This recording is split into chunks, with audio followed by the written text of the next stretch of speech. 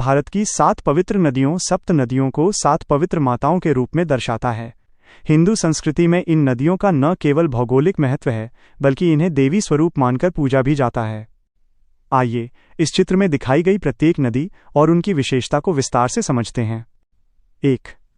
गंगा, उत्तर, मोक्ष। सबसे ऊपर केंद्र में मां गंगा विराजमान है। इन्हें मोक्ष प्रदायिनी माना जाता है। चित्र में इन्हें मगरमच्छ मकर की सवारी करते हुए दिखाया गया है। मान्यता है कि गंगा में स्नान करने से सभी पापों का नाश होता है। 2. यमुना, भक्ति, प्रेम। गंगा के दाईं ओर यमुना जी हैं, जो श्री कृष्ण की भक्ति और प्रेम का प्रतीक हैं। इनकी सवारी कछुआ, कूर्म है। यह उत्तर भारत की एक प्रमुख नदी है। 3. कावेरी, अन्नपूर्णा। बाईं ओर कावेरी नदी को दर्शाया गया है।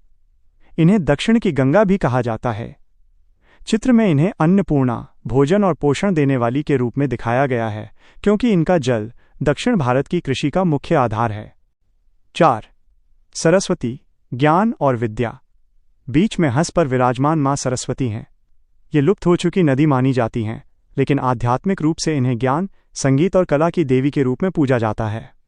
इनके हाथों में वीणा और शास्त्र हैं। 5.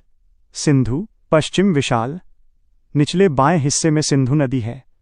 यह अपनी विशालता और प्राचीन सभ्यता सिंधु घाटी सभ्यता के लिए जानी जाती है। यह पश्चिम दिशा की ओर बहने वाली एक अत्यंत महत्वपूर्ण नदी है। 6. गोदावरी, दक्षिण पावन। निचले दाएं हिस्से में गोदावरी नदी को पावन, शुद्ध करने वाली बताया गया है। यह दक्षिण भारत की सबसे लंबी नदी है और नासिक में इन्हीं के तट पर कुंभ का मेला लगता है। 7. नर्मदा, शिवपुत्री। सबसे नीचे केंद्र में मां नर्मदा हैं। इन्हें भगवान शिव की पुत्री माना जाता है। मान्यता है कि नर्मदा के दर्शन मात्र से ही पुण्य प्राप्त हो जाता है। इनके हाथ में शिवलिंग को दर्शाया गया है, जो शिव से इनके अटूट संबंध को बताता है। निष्कर्ष, ये फोटो हमें सिखाती है कि भारत में नदियों को केवल पानी का स्रोत नहीं, बल्कि जीवन देने वाली मां माना जाता है।